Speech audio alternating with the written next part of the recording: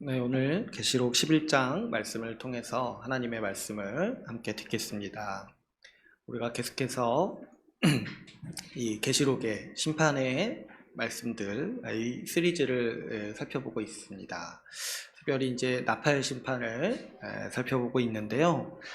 지금 이제 우리는 여섯 번째 나팔을 살펴봤고, 이제 일곱 번째 나팔이 울려 퍼지기 전에 그 사이에 일어나는 환상의 이야기들, 주님이 보여주신 환상들을 지금 함께 보고 있습니다. 그래서 이 10장, 11장은 이제 여섯 번째와 일곱 번째 나팔 사이에 우리 주님께서 보여주시는 환상인데요.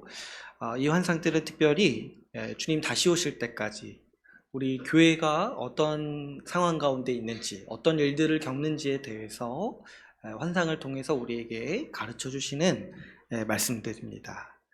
그래서 이 10장에 보면은 요한이 이제 천사로부터 이 두루마리를 받죠. 이게 이제 무슨 의미라고 했습니까?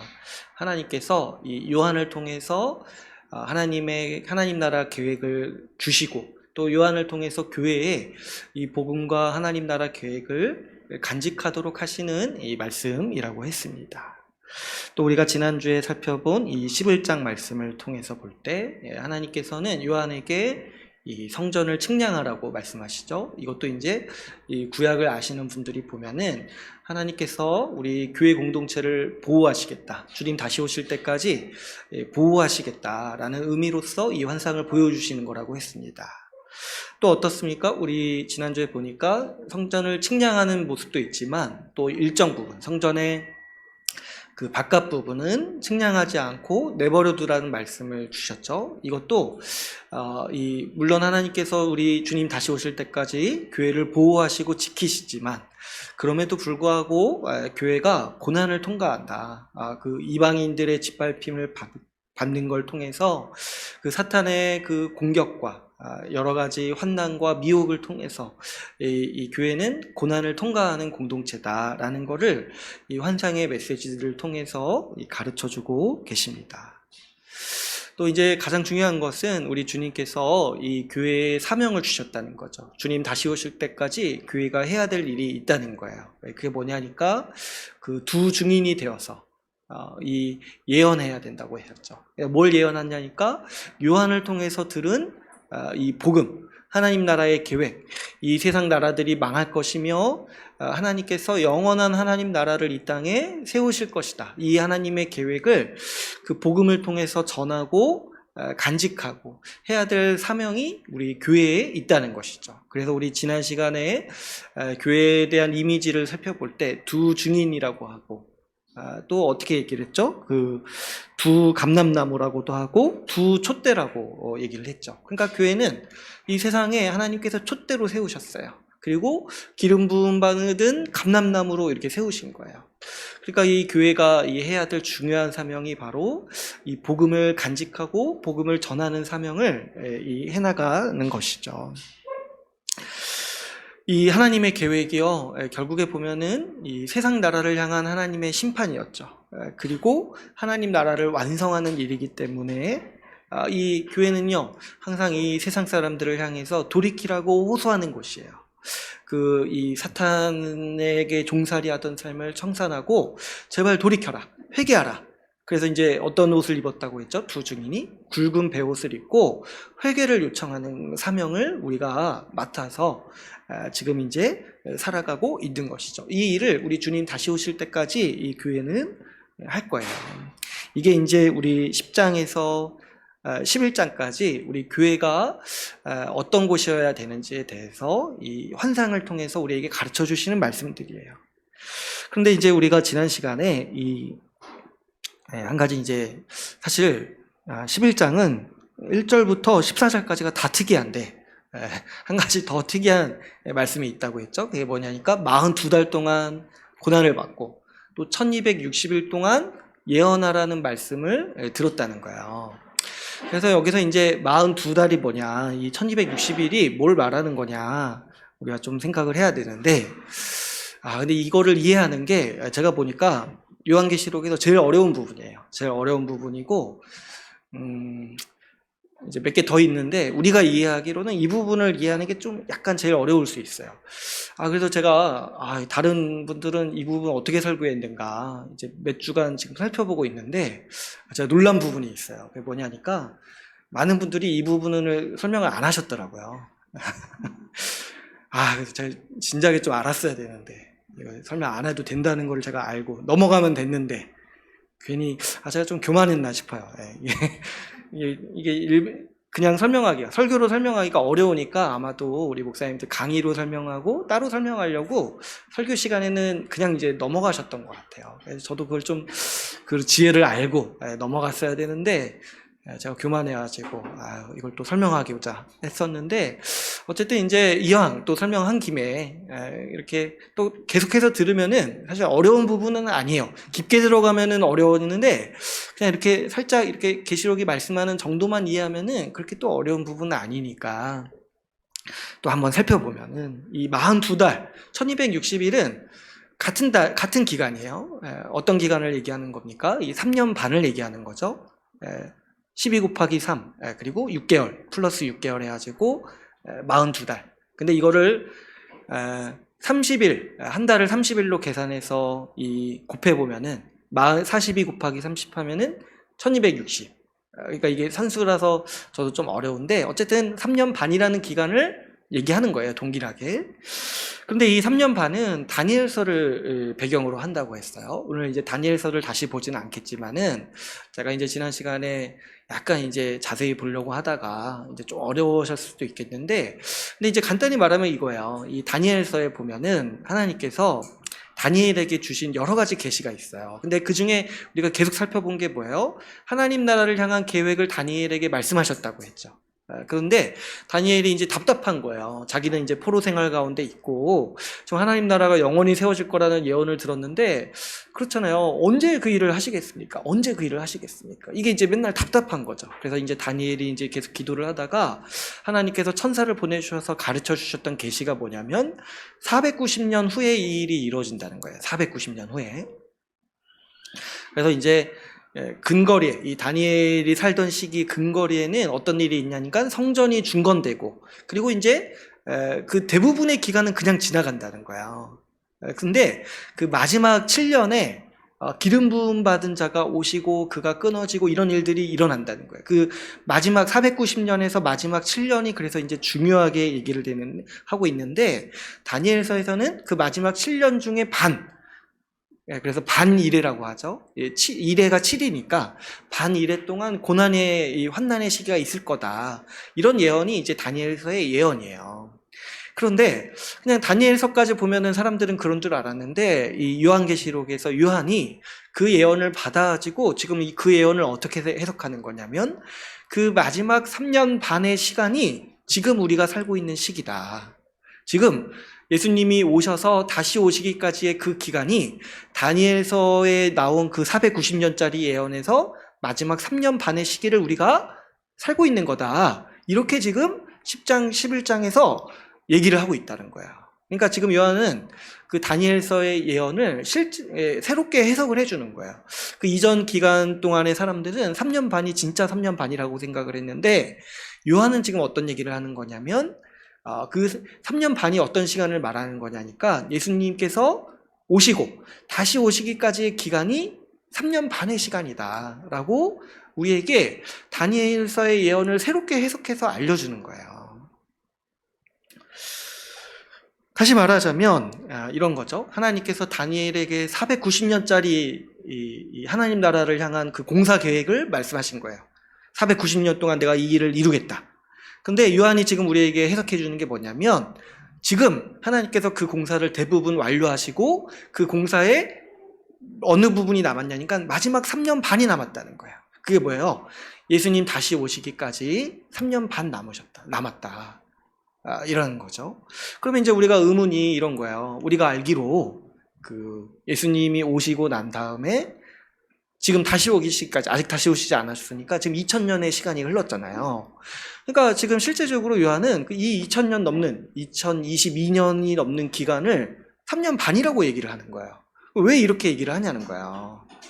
실제로는 우리가 지내는 실제로는 2000년이 넘는 시간인데 요한은 이거를 통틀어서 3년 반을 지나고 있다. 이 얘기를 하는 거라는 거죠. 근데 왜 그러냐니까 이 3년 반이라는 시간은 42달, 1260일이라는 시간은 실제 시간이 아니라 영적인 시간 계산법. 하나님의 계획에 통해서 볼 때 시간을 계산하는 방법이라는 거죠. 하나님은 490년짜리 계획에서 대부분의 일을 행하셨어요. 그리고 이제 마지막 계획, 3년 반짜리 계획이 남으셨다는 거예요. 그게 뭐냐니까 주님 다시 오시는 거예요. 이제 이거 하나만 하면 된다는 거예요. 이거를 바꿔 말하면 여러분, 반대로 얘기하면 하나님은 490년짜리 계획에서 지금 486년 6개월치 일을 끝내셨다는 거예요. 응? 산수가 되시죠? 490년에서 3년, 전 산수가 안 돼가지고 계산을 했어요. 490년에서 3년 반을 빼면은 486년 6개월이잖아요. 그죠? 제가 산수가 너무 힘들어가지고. 아무튼, 이 486년 6개월치 일을 지금 하나님은 끝내셨다는 거야. 그게 뭐라는 거예요? 바로 예수 십자가 복음. 예수 십자가 복음이 하나님의 전체 계획, 490년짜리 계획에서 486년 6개월치 일을 끝낸 일이라는 거예요. 이 예수 십자가 복음이. 그만큼 하나님이 지금 모든 일을 거의 다 끝내놓으셨다. 이 얘기를 지금 하고 있다는 거예요. 요한은. 근데 뭐예요? 이제 나머지 하나만 하시면 되는데 예수님 다시 오시는 거. 근데 이거는 하나님의 전체 계획에서 3년 6개월치 일이다. 그러니까 대부분 중요한 일은 다 끝내놓으셨고 마지막 하나 남은 게 주님 다시 오시는 일 이거 하나라는 거죠. 그러니까 이 신약 성경의 저자들은 모두가 동일하게 얘기하는 게 뭐냐면 주님 곧 오신다는 거예요. 여기서 주님 곧 오신다는 게 실제 우리 인간의 시간을 가리켜서 얘기하는 것이 아니라 하나님의 계획의 입장에서, 하나님의 입장에서 볼 때 주님은 이제 주님 오시기만 하면 되는 거예요. 그러니까 주님 곧 오신다라고 이렇게 얘기를 하는 거죠. 신약 성경은 다 그렇게 얘기해요. 마치 주님 내일 오실 것처럼. 이제 주님 곧 오신다. 이제 주님 곧 오신다. 도둑과 같이 우리가 예상치 못하는 날에 금방 오신다. 이제 주님 오실 날이 얼마 남지 않았다. 이렇게 얘기를 하는 거예요. 왜 그러냐니까 하나님의 계획에서 실제로 3년 반 남은 거예요. 3년 반 남았다고 하니까 지금 신약 성경의 저자들은 다 어떻게 느끼는 거예요? 주님이 이제 금방 오신다. 이렇게 이제 받아들인다는 거죠.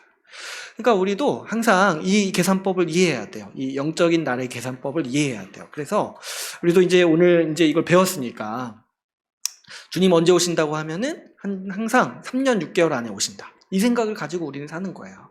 근데 이제 이거를 막 말하고 다니지 마시고 그냥 이제 좀 이상하게 받아들일 수 있으니까 이게 이제 하나님의 나라의 계산법이라는 거예요. 이러한 표현은요 다 하나님의 시각에서 우리 인간의 역사를 해석해 주시는 거예요. 여러분 이 시간의 영적인 의미를 생각할 때 이거를 한번 생각해 보세요. 우리도 날들을 실제 객관적으로 받아들이지 잘 않아요. 여러분 어때요? 주말 우리 쉬잖아요. 토요일, 일요일 이렇게 쉬는데 어때요? 월요일에 출근할 때 생각해 보면 한 1시간 정도 쉬고 출근하는 것 같죠. 네, 금요일 1시간 쉬었다가 월요일 이렇게 출근하는 것 같잖아요. 그러니까 우리가 딱 얘기하는 게 진짜 무슨 시간이 이렇게 빨리 가냐. 쉬는 시간은 진짜 빨리 간다고 느껴지잖아요. 그러니까 우리도 시간을 받아들일 때 이렇게 나름대로 주관적으로 해석해서 받아들여요. 우리 이제 진아가 지금 같이 예배드리고 있잖아요. 근데 또 우리 이렇게 얘기하잖아요. 진아가 이렇게 막 갓난아기 때 울었던 게 엊그제 같은데 이렇게 얘기를 하잖아요. 근데 실제로는 어때요? 5년이 지났어요. 그러니까 우리가 시간을 그렇게 우리도 주관적으로 해석을 하잖아요. 마찬가지로 하나님의 입장에서 인간 역사를 계산할 때 예수님께서 처음 오시고 다시 오실 때까지의 기간은 하나님 입장에서 3년 6개월이라는 거예요. 지금 요한이 그 얘기를 이제 우리한테 들려주고 있는 거예요. 이거를 그래서 지금 42달이다, 1260일이다 이렇게 지금 얘기를 하고 있는 것이죠. 그래서 이거를 이제 잘 기억해 두시고 오늘도 이제 비슷한 표현이 나오는데 그때 제가 또 한번 다시 또 말씀을 드릴게요. 어쨌든 이거는 지금 10장 11장에서 이 다니엘서의 예언을 우리에게 새롭게 해석해 주는 거다. 우리가 지금 3년 6개월의 시간을 살고 있다는 거를 지금 요한이 우리에게 계속 지속적으로 가르쳐 주고 있는 거예요. 교회는 3년 6개월을 지금 어떻게 보내느냐, 지금 이 싸움을 지금 하고 있다라는 거죠. 그래서 이렇게 우리 이제 지난주에 두 증인으로서 이 3년 6개월의 기간을 이제 교회가 사명을 가지고 권세를 가지고 복음 전하는 사명을 해야 된다 이렇게 나눴어요. 근데 오늘 본문에서는 또다시 이 상황이 바뀝니다. 7절에 보시면은 이 교회가 이 고난을 겪는 국면에 대해서 또 이 환상의 언어로 우리에게 말씀해 주시죠. 어떤 이제 일이 있습니까? 이 무저갱으로부터 올라오는 짐승이 있다고 하죠. 이 무저갱은 이제 지난번에 나눴던 것처럼 이 깊은 곳, 감옥이라는 이제 의미로 많이 쓰는데 사탄이 지금 갇혀 있는 곳, 사탄이 지금 갇혀서 이 아예 묶여 있는 곳. 그래서 사탄의 영역, 우리가 이제 쉽게 표현하면 지옥이라고도 할 수 있는데 사실 이제 성경에는 직접적으로 지옥이라는 단어는 많이 안 나와요. 이 무저갱이라는 표현을 더 많이 쓰는데요. 어쨌든 사탄이 갇혀 있고 사탄이 권세를 바라는 영역인 거예요. 근데 그 사탄이 거기서 이제 짐승을 보냈다는 거죠. 이 짐승이라는 표현도 계시록에 많이 나오는데 이 계시록에서 이 사탄의 힘과 권세를 표현하는 방법이에요. 사탄의 권세가 이 짐승의 권세, 그만큼 포악하고 무자비하고, 우리 이제 사탄이 파괴자라고 했잖아요. 그만큼 이제 무자비하고 파괴적인 힘을 얘기할 때 이제 이런 상징들을 쓰는 거죠. 근데 이 짐승이 어떻게 한다는 거예요? 이 교회를 박해하고 이 괴롭히고 이 죽이기까지 한다는 거죠. 그러니까 사탄의 세력이 끝까지 이 교회를 박해하고 죽이기까지 하는 정도로 이 교회를 향해서 공격한다라는 거죠. 근데 이 8절에 보면은 또 이제 재미있는 표현이 나오는데요. 이 교회를 죽였어요. 그들을 죽였는데 그들의 시체가 이제 어디에 있다고 해요? 이 소돔, 그리고 애굽이라고도 하고, 또다시 이곳이 어떤 곳이라고 합니까? 주께서 십자가에 못 박히신 곳이라고 이렇게 얘기를 합니다. 그러니까 이거는 이제 실제 그 장소를 말하는 것이 아니라 이제 상징으로서 이 의미를 이해하라고 우리한테 말씀해 주시는 건데요. 이 소돔과 애굽은 이제 구약에서 대표적으로 하나님을 적대했던 세력들이에요. 소돔도 그 죄악으로 말미암아서 소돔에 살던 그 의인 롯을 박해했죠. 애굽도 하나님을 대적함으로 애굽에 있던 그 이스라엘 백성들을 노예 삼고 박해했죠. 그러니까 이 소돔과 애굽은 이제 대표적으로 하나님을 대적했던 세력들을 얘기를 하는 거죠. 근데 그 중에서 또 이곳이 다시 말하면 뭐라고 합니까? 이 주께서 십자가에 못 박히신 곳이라고 하죠. 그러니까 이게 지금 애둘러서 표현을 하는 건데요. 여러분 이제 주님께서 십자가에 못 박히신 곳이 어디입니까? 했을 때 예루살렘이죠. 예루살렘. 근데 차마 이제 요한도 직접적으로 예루살렘을 이 소돔, 애굽 다음에 놓기가 좀 그랬던 것 같아요. 이 하나님을 대적했던 세력들을 지금 얘기하는 거니까. 그래서 이제 애둘러서 예수님이 십자가에 못 박히신 곳 이렇게 이제 표현을 하는 건데, 바꿔 말하면 뭡니까? 예루살렘이 하나님을 대적했던 대표적인 세력이라는 거야. 하나님을 끝까지 대적해서 어디까지 대적했냐니까 하나님이 보내신 아들, 그 아들까지 죽일 정도로 하나님을 향해 반기를 들고 하나님의 왕권을 거부하고 하나님을 대적했던 것이죠. 근데 이제 그곳에서 항상 어떤 일이 일어났냐니까 항상 주님의 백성들은 박해를 받았어요. 소돔에서도 그렇고 애굽에서도 그렇고 예루살렘에서도 교회는 박해를 받아서 전 지역에 흩어졌죠. 그러니까 지금 이제 요한이 얘기하고 있는 거는 지금 한번 상기해 보라는 거예요. 하나님의 백성은 항상 이 사탄의 세력, 하나님을 거부하는 세력으로부터, 소돔으로부터, 애굽으로부터, 예루살렘으로부터 박해를 받아왔다라는 거야. 그러니까 지금 교회도 어떤 처지에 있냐니까 동일한 처지, 하나님의 신실한 백성으로서 동일하게 박해를 받는 처지에 있다라는 것이죠. 그리고 또 어떻습니까? 우리의 왕이신 예수님도 박해를 받으셔서 죽으셨다는 거예요. 그래서 지금 우리 교회가 받는 박해와 그 고난은요, 신실한 하나님의 백성으로서 당연한 일이다. 예수 그리스도를 따르는, 자기 십자가를 지고 예수 그리스도를 따르는 하나님의 백성으로서 마땅히 일어나는 일이 뭐냐니까 교회가 지금 박해를 받는 일이라는 거예요. 그러니까 이 환상들은 지금 우리가 받는 박해, 우리가 겪는 어려움을 이상하게 생각하지 말라는 거예요. 우리 과거에 하나님의 모든 백성들이 박해를 받았고 심지어 예수님도 죽임당하셨어요. 그러니까 그분의 백성인 우리도 지금 이 사탄의 세력들, 이 소돔과 같은 세력, 애국과 같은 세력, 예루살렘과 같은 세력들에 의해서 박해를 받는 것이 마땅하다. 지금 우리가 그런 얘기를 이제 요한이 하고 있는 것이죠. 그런데 이제 9절에 보니까 이게 이 세력들이 죽이는 것으로 지금 끝나지 않아요. 9절에 보니까 지금 이제 이 사람들, 여기 나오는 사람들 어떤 사람들이겠습니까? 그 사탄의 세력을 따르는 사람들, 사탄의 백성들을 말하는 거죠. 이 사람들이 지금 어떻게 한다는 거예요?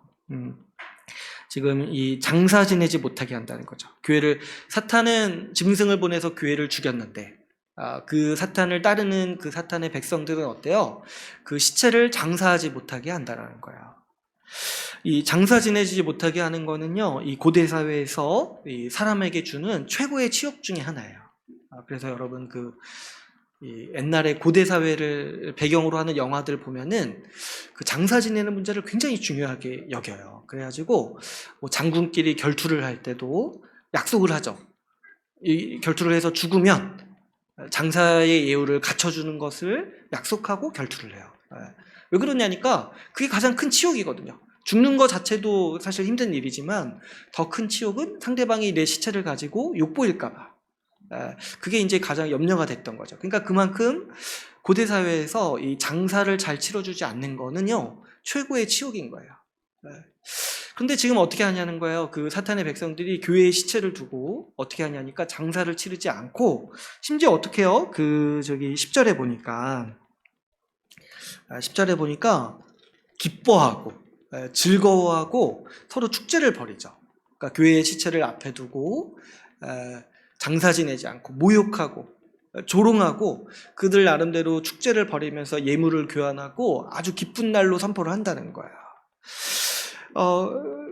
이 얘기는 이제 사탄의 그 백성들이요, 교회의 어려움과 이 교회가 고난받는 모습을 보면서 기뻐한다는 거예요. 그리고 어떻게 해요? 조롱하고 욕하고 더 조롱한다는 것이죠. 근데 왜 그러냐니까 이 10절에 이렇게를 얘기하죠. 두 선지자가 땅에 사는 자들을 괴롭게 한 고로, 이렇게 얘기를 합니다. 언제 교회가 이 사람들을 괴롭게 했습니까? 이 선지자 노릇을 할 때. 바꿔 말하면 지난주에 얘기했던 대로 그 예언 사역, 복음을 전하는 사역을 할 때 이 복음이 사람들을 괴롭게 했다는 거예요. 그래서 이 교회가 어려움을 당하고 죽어 있는 모습을 보니까 이 사탄의 세력들이, 사탄의 백성들이 기뻐하고 교회를 향해서 조롱한다는 거예요. 아이고 잘 됐다. 그렇게 복음 얘기하면서 자기들은 잘난 것처럼 얘기하더만 이렇게 죽어 있구나 하면서 기뻐하고 축제를 벌인다는 거죠. 복음 전하는 일이요, 사탄을 따르는 사람들에게는 괴롭다는 거죠. 복음은요, 받아들이는 사람에게는 구원의 놀라운 은혜이지만 거부하기는 사람, 사탄을 따르는 사람들에게는요, 분노하게 만드는 역겨운 대상이라는 거야, 복음이.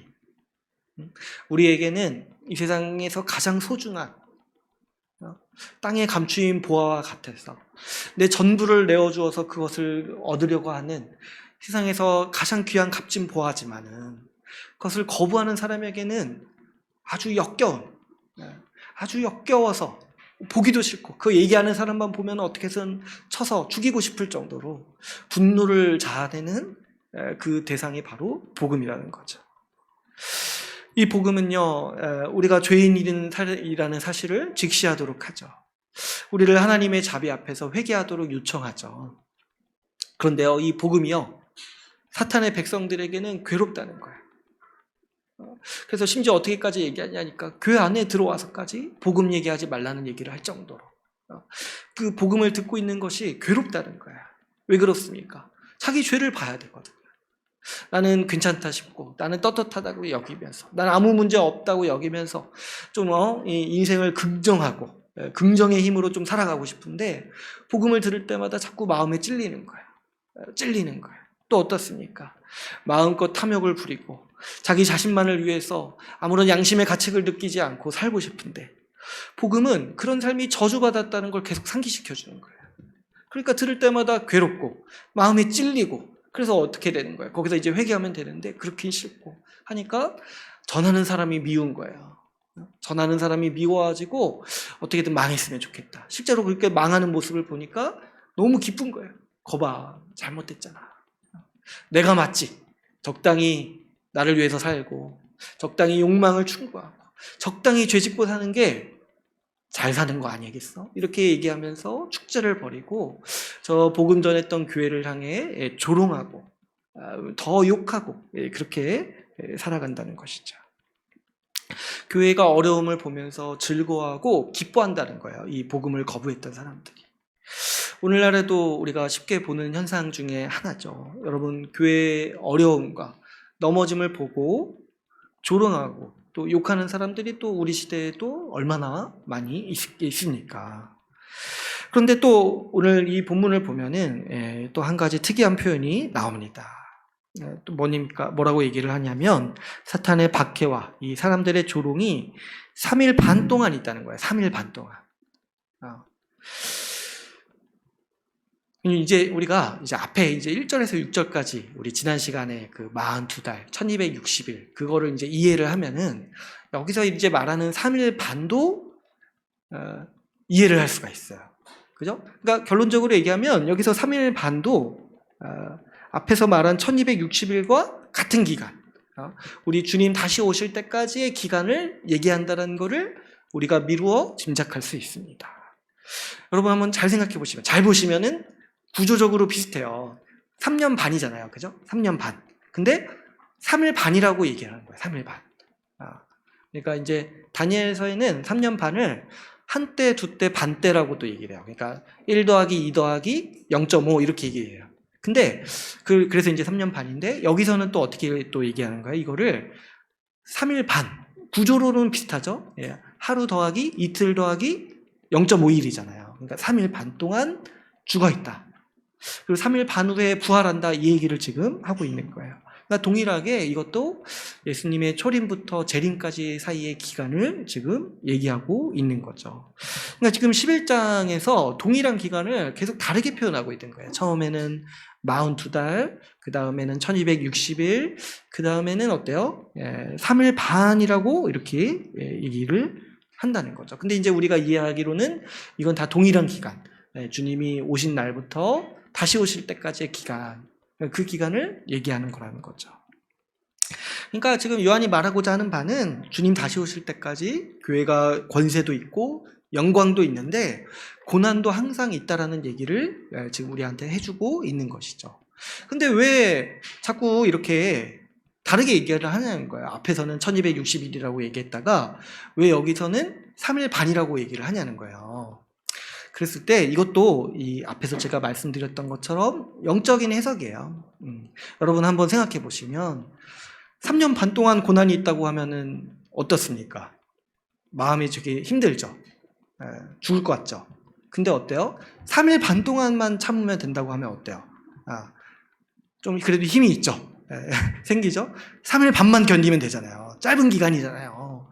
그러니까 지금 요한은 그런 얘기를 하고 있는 거예요. 3일 반만 버티면 된다. 근데 이제 실제적으로는 2000년이 넘는 기간이에요. 그런데 그 기간 동안 우리 주님이 보호하시고 우리 주님이 인도하시고 우리 주님이 교회를 지키시기 때문에 마치 어떻다는 거예요. 심정적으로는 3일 반을 참는 것과 같은 정도의 괴로움이 있다는 거예요. 그러니까 사실 우리 주님의 보호하심과 우리 주님이 교회에 주신 권세가 더 크다는 거예요. 그래서 그 권세와 더 큰 얘기를 할 때는 1260일, 굉장히 긴 기간인 것처럼 얘기를 하고, 우리 교회가 고난받는 것에 대해 얘기할 때는 42달이다. 3일 반이다. 이렇게 얘기를 한다는 거예요. 그러니까 우리에게 주신 보호와 영광은 길고 고난은 짧다는 거예요. 그래서 이런 방법을 통해서 우리 요한이 우리에게 전달하는 메시지가 뭐냐면 어떠한 고난과 수치도 마치 3일 반을 참는 정도의 그 인내와 그 믿음으로 버티면 된다는 거예요. 우리에게 주어진 고난이 아무리 길어도 3일 반이라는 거예요. 3일 반짜리 고난이라는 거예요. 우리가 아무리 죽는 것처럼 여겨져도 우리는 3일 반 동안 그렇게 있는 거라는 거죠. 영원한 고난이 아니라는 거예요. 우리 주님께서 우리를 보호하시고 지켜주시고 인도하시기 때문에 우리에게 더 큰 영광이 있고 고난은 그 기간 동안 짧다는 것을 우리에게 가르쳐주고 있는 방식이 우리가 3일 반 동안 죽어있다 이렇게 표현하는 방식이라는 것이죠. 이 3일 반의 기간을 이해하려면 제가 이제 앞에서 얘기했던 그 얘기들 다시 한번 상기시켜 보세요. 이 다니엘서에서 하나님 나라를 향한 예언을 490년이라고 얘기를 했다고 했잖아요. 근데 이 마지막 7년에 기름 부음 받은 자가 오시고 그 기름 부음 받은 자 예수님이 끊어지고 3년 반 동안 고난이 있다라고 이제 얘기를 한다고 했죠. 계시록은 예수님의 이 초림과 재림 사이가 바로 이 3년 반이라고 얘기를 하는 거예요. 예수님께서 하나님의 계획, 490년의 계획 중에 대다수를 행하셨어요. 이제 우리는 하나님의 전체 계획에서 3년 반의 기간을 살고 있는 것이죠. 그만큼 우리가 말세고 종말의 기간을 살고 있는 거예요. 그래서 실제로는 우리가 2000년이 넘는 기간이지만 하나님의 계획에서는 3년 반의 기간을 살고 있는데 고난의 관점에서 보면 어때요? 3일 반을 우리가 지나고 있다는 거예요. 3일 반을. 교회가 보호 아래 있고 권세 있게 복음 전하는 사역을 할 때는 1260일을 한다고 했다가 이제 교회가 고난받은 것은 3일 반이라고 이야기를 하는 것이죠. 주님 다시 오실 때까지 교회는 보호하심도 있고 고난도 있습니다. 그런데 주님의 보호하심이 더 강하게 있다는 거예요. 그래서 주님의 계획상으로는 3년 반을 지내는 것이고 고난으로 또 고난의 측면에 보자면은 3일 반을 지나고 있는 것이 우리 이제 교회가 살아가는 국면이라는 것이죠. 그래서 정리하자 보면은 이런 거죠. 교회는 3년 반 동안 권세를 가지고 일합니다. 11장의 말씀에 의하면. 근데 동시에 동전의 양면처럼 반대편에 또 뭐가 있는 거예요? 3일 반의 고난이 있는 거예요. 이거는 실제 날이 다르다는 얘기 아니라 동일한 기간인데 그만큼 고난은 짧고 영광은 더 크다는 거예요. 그래서 우리 주님께서 이 계시록 본문에서 우리에게 지금 가르쳐주는 진리가 뭐냐니까 고난은 짧고 영광은 더 크다. 영광은 더 길다. 이 얘기를 지금 우리에게 전해주고 있는 것이죠. 이게요, 이 성경에서 처음 나오는 가르침이 아니라 신약 성경의 저자들이 우리에게 동일하게 가르치는 진리예요. 우리 다른 본문을 한번 볼까요? 이 로마서 8장을 한번 볼게요. 로마서 8장 17절에서 18절까지.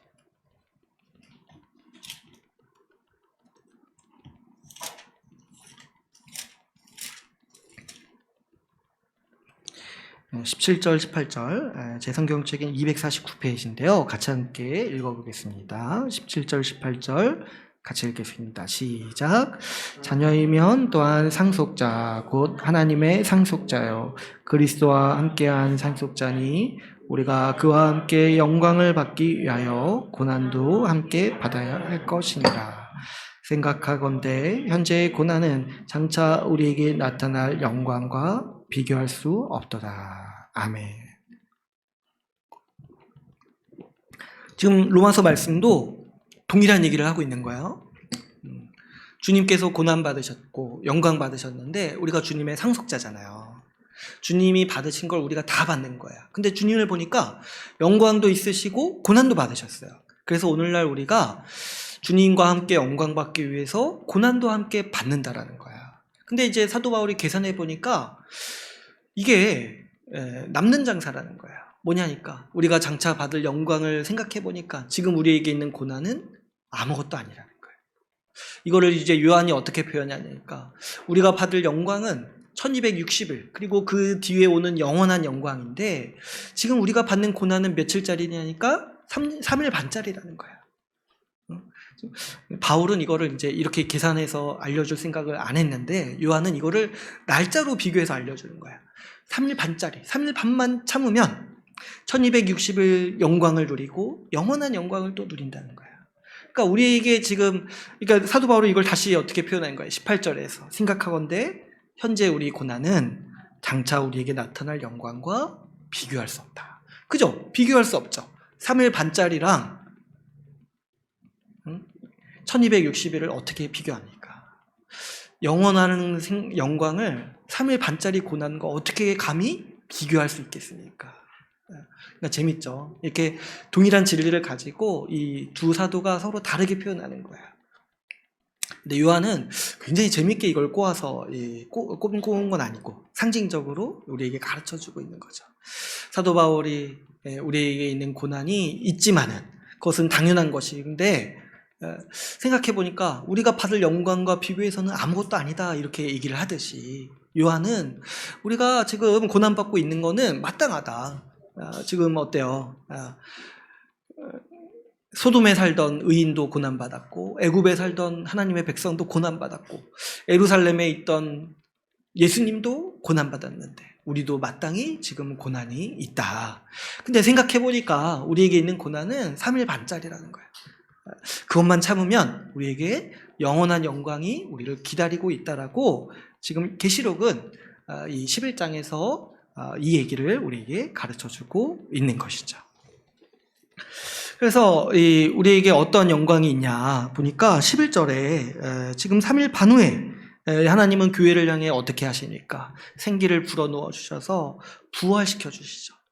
그리고 11절에 보시니까 하나님께서 우리 교회를 하늘로 올리십니다. 이걸 보니까 딱 누가 생각이 나요? 바로 우리 예수님이 생각이 나죠. 예수님이 죽으신 후에 부활하시고 승천하셔서 하늘의 보좌에 앉으셔서 영광을 누리셨듯이 하나님께서는 우리 예수님을 따르는 교회를 향해서 동일하게 부활시켜 주시고 그 영광을 우리 교회에게 주신다라고 지금 말씀하고 계십니다. 뿐만 아니라 주님 우리 하나님께서는 교회가 열매를 얻도록 하신다라고도 말씀을 하십니다. 우리 13절에 보시면은 우리 13절 한번 같이 읽어볼까요? 11장 13절 말씀 같이 한번 읽어보겠습니다. 시작. 그때 큰 지진이 나서 성 10분의 1이 무너지고 지진에 죽은 사람이 7천이라. 그 남은 자들이 두려워하여 영광을 하늘의 하나님께 돌리더라. 이렇게 보시면은 지진에 죽은 사람이 7천이고 그 남은 자들이 두려워하고 영광을 하늘의 하나님께 돌린다고 하잖아요.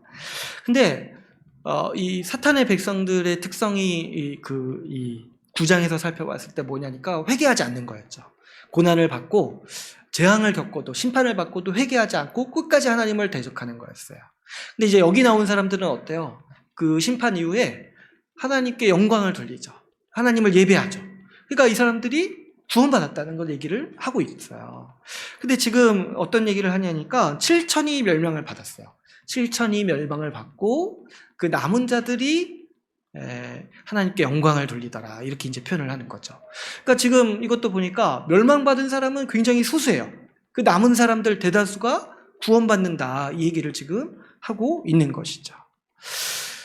7천이 멸망받고 남은 자들이 이제 구원받는다 이 얘기를 할 때 7천을 딱 들으면은 또 구약을 아시는 분들 입장에서는 생각나는 사건이 있어요. 그게 뭐냐니까 그 기드온 때 이야기가 생각이 나는 거예요. 이 7천이라는 숫자는 하나님 나라 백성이 수세에 몰렸을 때를 상징하는 숫자예요. 기드온이 아니죠. 우리 엘리야 때. 엘리야 때 그 하나님의 백성이 정말 위기를 겪었어요. 모든 사람이 다 바알 숭배로 돌아가고 엘리야는 그 자신이 어떻게 느꼈냐니까 다 바알 숭배로 떠나가고 나 혼자 남았다고 느꼈어요. 그래서 이제 하나님께 하소연을 하죠. 주님 다 떠나고 다 배교하고 다 우상 숭배하고 지금 나 혼자 남았는데 저 사람들 그 바알을 숭배하는 사람들이 이제 나까지 죽이려고 한다. 저 어떻게 합니까? 이렇게 호소를 하는 거예요. 근데 이때 이제 엘리야의 기도는 굉장히 절박한 기도예요. 뭐냐니까 지금 이 땅에 하나님의 백성 나 혼자 남았다 얘기하는 거잖아요. 그러니까 이제 엘리야가 차라리 나 죽여달라고 지금 하는 기도가 그 기도인 거예요. 근데 이제 하나님이 말씀하시죠. 괜찮다. 내가 아직 바알에게 무릎 꿇지 않는 7,000명을 남겨뒀다. 이렇게 엘리야한테 말씀해 주시는 거예요. 그러니까 그 7,000명이요. 최후의 보루였던 거예요. 이 인류 역사에서 그 하나님의 백성이 멸망할 뻔했는데 나머지 남겨두신 최후의 마지막 보루가 그 7,000명이었어요. 근데 또 한편으로 뭐냐니까 수세에 몰린 거죠. 그때 멸망할 뻔했어요. 하나님 나라가 7,000명 겨우 남아가지고. 근데 지금 이제 하나님이 그걸 역전시켜 버리신 거예요. 뭐냐니까 이제 상황이 바뀌었다는 거죠. 이제 사탄 나라 백성들이 7,000명이고 그 남은 자들 대다수가 구원받는 시대가 온다는 거야. 구원받는 사람이 많다는 거야. 하늘의 별과 같이 많다는 거야. 근데 왜 하늘의 별과 같이 많아졌냐니까 교회가 어떤 일을 했어요. 교회가 1260일 동안 하나님의 복음, 하나님 나라 계획을 가지고 예언하는 사역, 복음 전하는 사역을 했죠. 그게 지금 그것 때문에 핍박받고 미움받아지고 지금 죽어 있는데 실제로는 어때요? 그 복음 듣고 구원 얻는 사람이 하늘의 별과 같이 셀 수 없이 많다는 거예요. 교회의 그 복음 전하는 사역이 실패한 것이 아니라, 교회가 지금 죽어 있다고 해서 실패한 것이 아니라 반드시 열매를 맺어가지고 지금 구원 얻는 백성이, 수많은 백성들이 있다라는 것을 지금 요한은 환상을 통해서 우리에게 전달해주고 있습니다. 교회가 아무리 죽어 있는 것처럼 보이고, 그때 이때 로마 시대 때도 교회는 소수였죠. 핍박받고 정말 지지멸렬하게 존재하고 어렵게 살아갔어요. 근데 아무리 죽어 있는 것처럼 보이고 조롱을 당하지만은 이 교회가 복음 전하는 사역이 크게 성공하고 있다는 거예요. 그래서 복음 듣고 주님께 돌아오는 사람들이 결국에는 하늘의 별과 같이 셀 수 없을 정도로, 이 바다의 모래와 같이 셀 수 없을 정도로 많을 것이다 라는 것을 지금 요한은 환상을 통해서 우리에게 가르쳐주고 있습니다. 교회가 결코 실패하지 않고 교회가 반드시 열매를 거둔다라는 것을 우리 주님께서 요한을 통해서 우리 교회에 대해서 가르쳐주고 있는 것이죠. 여러분, 이 환상의 내용들을 우리가 좀 정리해 보자면 이런 거죠. 주님 다시 오실 때까지 교회는 복음 전하는 사명이 있습니다. 그런데 이 사명 때문에 주님 다시 올 때까지 사탄의 박해를 받고 사탄의 백성들에게 조롱을 당합니다. 근데 이 고난과 조롱은 잠깐이라는 거야.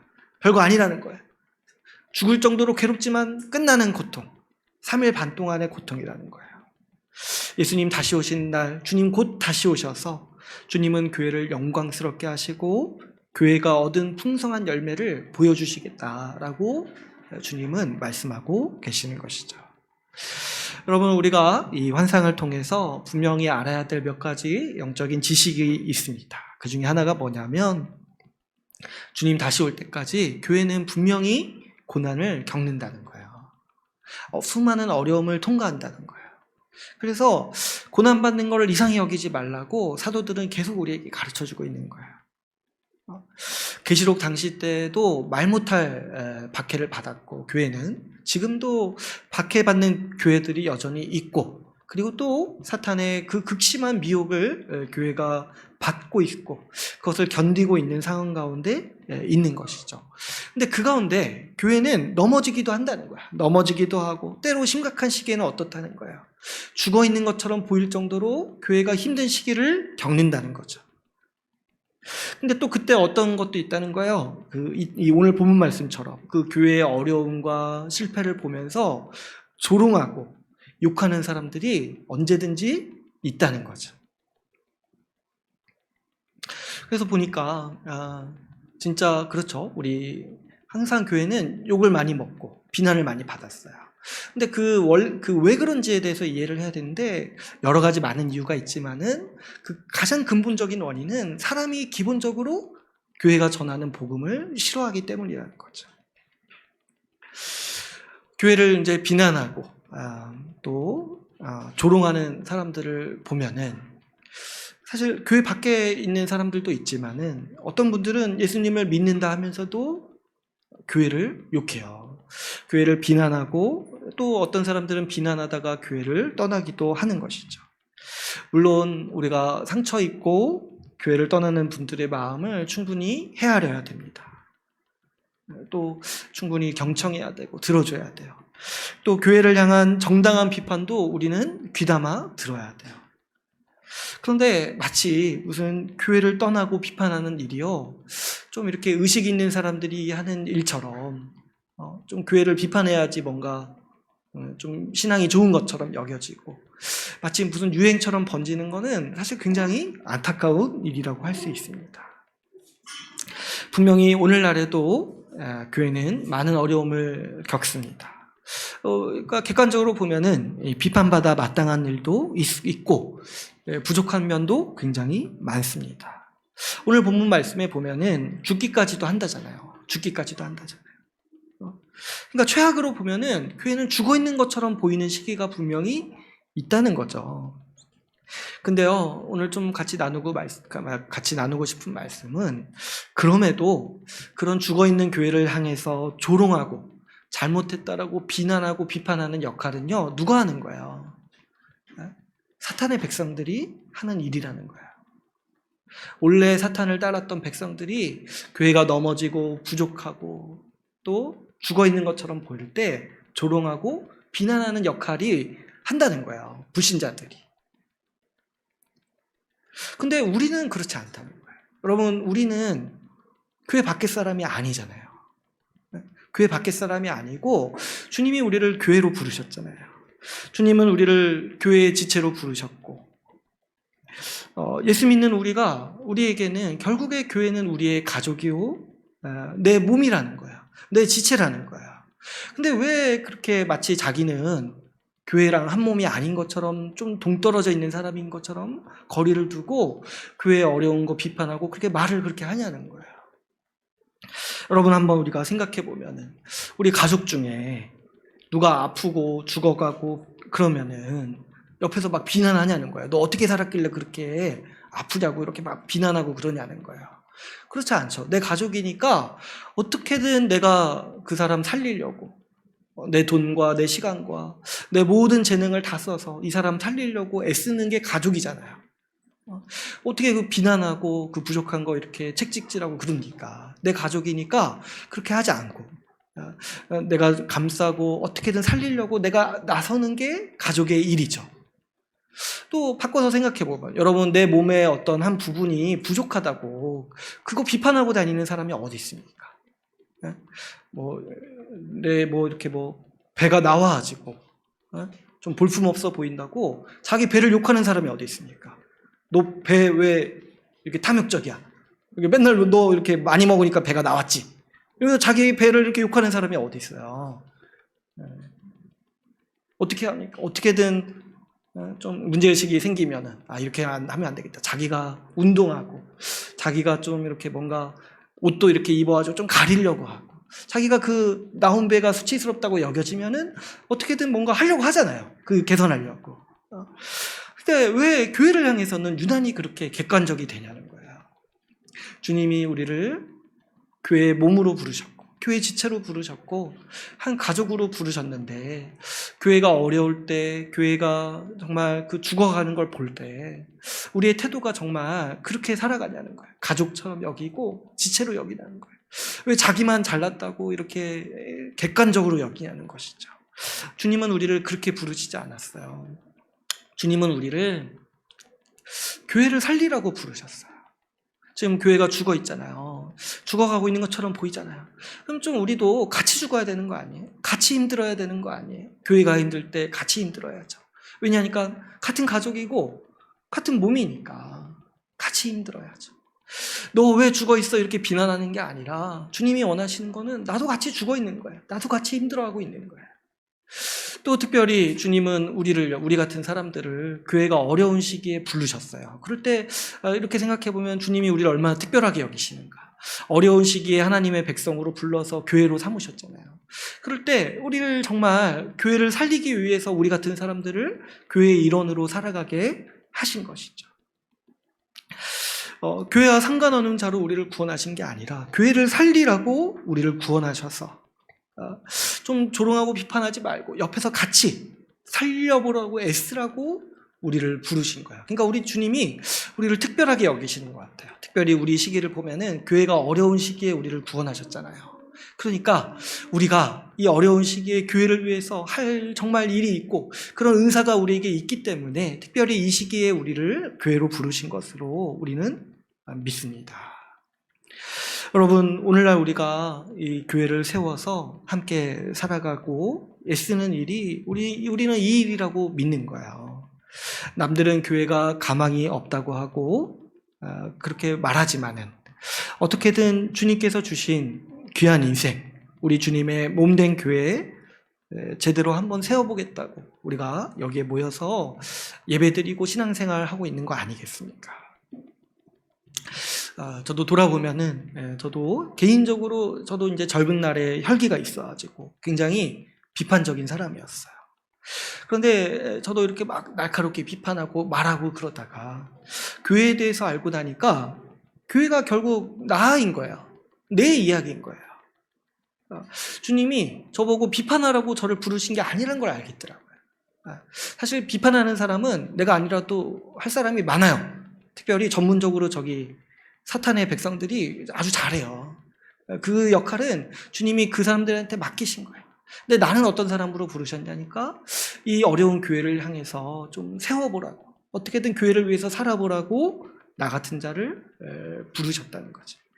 교회 비판하고 비난하라고 부른 인생이 아니라 어떻게든 교회 세우라고 부르신 인생임을 제가 이제 이해하게 된 거예요. 그래서 제가 참 회개를 많이 했어요. 지난 날도 회개를 많이 했어요. 함부로 말하고 함부로 비판했던 것에 대해서, 그런 태도에 대해서 또 회개를 많이 했어요. 여러분, 교회 함부로 비판하지 마세요. 주님이 신학교로 부르실 수도 있어요. 너 그동안 교회 비판했냐? 한번 네가 해봐라. 부르실 수도 있어요. 함부로 말하지 마세요. 우리 그 신앙의 선배 중에 유명한 목사님 중에 로이드 존스 목사님 계시는데, 로이드 존스 목사님이 원래 의사셨어요. 그것도 잘 나가는 의사셨어요. 근데 왜 목사가 되셨냐니까 자기가 듣기에 목사님들이 설교를 너무 못했대요. 그래서 자기가 답답해가지고 의사 그만두시고 목사가 되신 거예요. 로이드 존스 목사님. 근데 그냥 목사가 되신 게 아니라 그 기독교 역사에 남는 목사가 되셨어요. 그러니까 여러분, 이 정도 비판하려면 이 정도 마음이 있어야 돼요. 내가 해보겠다. 차라리 내가 해야지. 그렇게 해야죠. 그러니까 로이드 존스 목사님은 얼마나 교회를 자기처럼 여기신 거예요. 자기가 그냥 의사 그만두고 목사가 되겠다. 지금 교회가 너무 어려우니까, 설교 때문에 너무 어려우니까 자기가 한번 해보겠다. 이렇게 해서 그 훌륭한 목사님이 되신 거잖아요. 여러분, 제가 보니까 비판은요, 재미가 없어요. 재미가 없어요. 말만 계속하는 거잖아요. 그리고 비판하다 보면은 나도 기분이 나빠져요. 말만 계속하게 되니까요. 무엇보다 이 비판과 비난은요, 사단적 속성이 있습니다. 여러분, 사단이 가장 잘하는 일이요, 비난이에요, 비난. 그 사탄의 이름 제가 말씀드린 적 있죠. 디아블로. 이 디아블로의 그 이름 뜻이 뭐라고 했어요? 참소하는 자, 고발하는 자. 또 이제 또 받아들이면 그냥 이렇게 또 해서 좀 적용해 보자면은 비판하는 자, 비난하는 자. 그러니까 우리가 비판할 때 물론 이제 건전한 비판이라는 것도 있지만은 사단적 속성이 굉장히 가까워지는 거예요. 교회를 향해서 특히 지체를 향해서 그럴 때. 그러니까 비판만 계속하다가는 영혼이 피폐해져요. 그렇지 않습니까? 여러분, 평론가들, 날카로운 평론가들 한번 보세요. 그 얼굴 한번 보세요. 얼마나 그 피폐해 보이는지 몰라요. 그리고 말년에 그 뭔가 품위를 유지하는 비평가가 사실 별로 없어요. 맨날 비판만 하다가 말만 계속하니까 그 알맹이가 남지 않는 거죠. 말만 하고 행동은 안 하니까 결국에 쌓이는 게 뭐냐니까 위선이에요, 위선. 위선만 계속 가지고 살다 보니까 그 인격이 굉장히 초라해지는 것이죠. 그런데요, 세우는 일은 재밌어요. 뭔가 대안을 제시하고 실제로 무언가 만들어내야 되잖아요. 뭔가 만들어내야 되고 계속 창조적으로 생각을 해야 돼요. 뭔가 또 만들어내고 생각하고 이러다 보니까 굉장히 또 재미있어요. 물론 고된 면도 있지만은 그래도 뭔가 대안을 제시하려고 하고 뭔가 세우려고 하고 뭔가 만들어내려고 하는 것은 나중에 뭔가 결과가 있잖아요. 내가 뭔가 한 일이 있잖아요. 그래서 굉장히 재미가 있어요. 이걸 보니까 이게요, 우리 창조주 하나님을 닮은 속성이에요. 우리 하나님은요, 말씀하시고 만들어내시잖아요. 행하시잖아요. 창조하시잖아요. 우리의 유익을 위해서 새로운 일들을 창조하시잖아요. 우리가 실제로 교회를 세우기 위해서 뭔가 만들어내고 뭔가 할 때 그것이 바로 우리 하나님을 닮아서, 우리 하나님 아버지를 닮아서 우리 하나님을 닮은 속성으로 살아가는 인생인 것이죠. 그러니까 여러분, 우리 이제 딱 이 말씀 생각하시면서 교회 비판하고 비난하는 일은 사탄과 그 백성들에게 맡겨둡시다. 그들은 그 일을 하라고 살아가는 인생이에요. 그런데 여러분, 우리는 교회를 세우기 위해서 살아갑시다.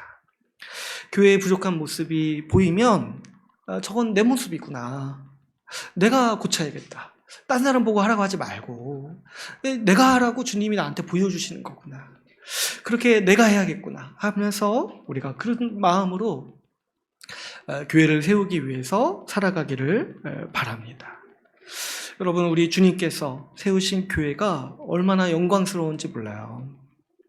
아무리 작고 미약한 교회라 할지라도, 또 우리 눈에 보기에 아무리 심각한 문제가 많은 그런 교회라 할지라도 우리 주님께서 반드시 교회에 열매를 주십니다.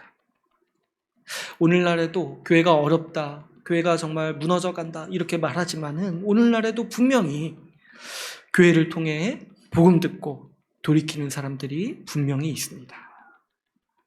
우리 같이 아무리 작은 교회라 할지라도 오늘날에도 분명히 교회를 통해 믿음이 자라는 사람들이 분명히 있습니다. 아무리 힘이 없는 교회라 할지라도 오늘날에도 분명히 교회가 있어서 그나마 그 믿음 끝까지 지킬 수 있는 사람들이 교회 안에는 분명히 있는 것이에요. 그러니까 얼마나 영광스럽습니까? 교회를 통해서 생명을 살리는 일들을 지금 오늘날에도 아무리 어려운 교회라도 하고 있는 거예요. 한 명이라도 살리면은 그 교회가 얼마나 영광스러운 교회겠습니까? 저 무너져가는 사탄 나라에서 한 명이라도 빼내온 교회라면은 하나님 보시기에 얼마나 촛대같이 빛나는 교회겠습니까? 그러니까 여러분, 교회의 외형이나 어떤 어려운 모습이나 그런 거 보고 함부로 판단하지 말고 주님은 오늘날에도 이 연약한 교회를 통해서 생명을 살리시는 일을 하신다는 걸 믿고 그 교회의 영광을 소망하고 바라고 우리가 살아야 돼요. 우리가 교회를 세우면서 지키면서 우리는 여전히 생명을 구하고 있다는 생각을, 이 환상의 비전을 보면서 우리가 살아가야 하는 것이죠. 그러므로 여러분, 우리가 정말 교회를 세우기 위해서 살아갑시다. 우리는요, 하나님의 계획에서 마지막 3년 반을 교회로 함께 살아가려고 부름받았습니다. 특별히 요즘 교회가 어려운 시기에 우리를 부르셨으니까 우리 주님께서 얼마나 더 우리를 위하시겠습니까? 하나님의 시간표를 보면 이제 주님 오실 날이 3년 반 남은 거예요. 이것만 잘라서 들으시면 안 돼요. 지금까지 들으셨던 분들은 앞에 거 다시 들으세요. 진짜 3년 반 남았다는 얘기가 아니라 하나님의 계획에서 3년 반 남았다는 거예요. 우리 인생을 여러분 3년 반 남았다고 한번 생각해요. 3년 반. 그러면 뭘 하겠습니까? 3년 반 남았는데 내 남은 인생 어디에 쓰겠습니까? 우리 가장 귀하고 가장 가치 있는 일, 가장 시급한 일에 우리 인생을 사용해야 되지 않겠습니까? 여러분, 우리가 정말 우리 인생에서 가장 영광스러운 일을 하기 위해서 우리 시간과 우리의 재능과 우리의 자원과 우리의 은사들을 이 영광스러운 교회를 위해서 사용하는 사람들이 됩시다. 이게 바로 하나님의 시간표를 아는 지혜로운 사람들이에요. 우리가 3년 반 산다는 걸 알고 이제 그 남은 시간 동안 정말 가치 있는 일, 우리 주님께서 원하시고 우리 주님께서 바라보시는 일을 하기 위해서 우리가 살아가는 일인 것이죠. 또 어떻습니까? 고난의 관점에서 보면은 이제 3일 반 뒤에 우리 주님이 오신다는 거야. 그러니까 여러분, 좀만 참으세요. 좀만 참으세요. 우리 인생에서 겪는 아무리 심각한 어려움, 고난이라 할지라도 3일 반짜리예요. 지나고 보면 정말 찰나와 같은 순간 힘든 거예요. 근데요, 그 순간 힘들다고 엇나가고 주님 배반하고 주님 떠나고 그렇게 살지 말라는 거예요. 3일 반 동안 신실하게 주님 붙들고 교회와 함께 고난받고 교회와 함께 죽어있고 교회와 함께 살려고 아둥바둥 하다 보면은 우리 주님 어느샌가 와 있으셔서 우리를 살리시고 우리를 영광스럽게 변화시켜 주신다는 것을 우리는 끝까지 믿고 살아갑시다. 고난으로 하면은 3일 반을 버티시고 우리 인생으로 하면은 3년 반을 정말 여러분 충성되게 열심히 우리 교회를 살리기 위해서 우리가 함께 애쓰면서 살아가는 복된 인생 되기를 바랍니다. 이제 오늘 말씀을 맺겠습니다. 오늘 11장을 통해 계시록이 주님 다시 오실 때까지 기간이 교회에게 어떤 의미가 있는지에 대해서 같이 함께 나누었습니다. 교회는 우리 하나님의 계획에서 마지막 3년 반을 지나고 있습니다. 그 기간 동안 교회는 우리 주님의 보호 아래에 있습니다. 그리고 동시에 사탄의 박해와 사탄의 백성들에게 조롱을 받는 기간이기도 합니다. 그러나 교회는 이 기간 동안 복음을 전하라는 사명을 받았습니다. 주님 다시 오시는 날에 교회의 복음 전파로 인해 수많은 사람들이 구원받았음이 드러날 것입니다. 여러분, 우리에게 주어진 이 3일 반의 시간 동안 우리 주님과 교회를 위해 충실히 고난받는 우리 모두가 됩시다. 우리 함께 죽고 함께 부활하여서 영원한 영광을 누리는 우리 주의 나라 교회가 되기를 소망합니다. 오늘 말씀을 마치고 같이 기도하는 시간을 갖도록 하겠습니다.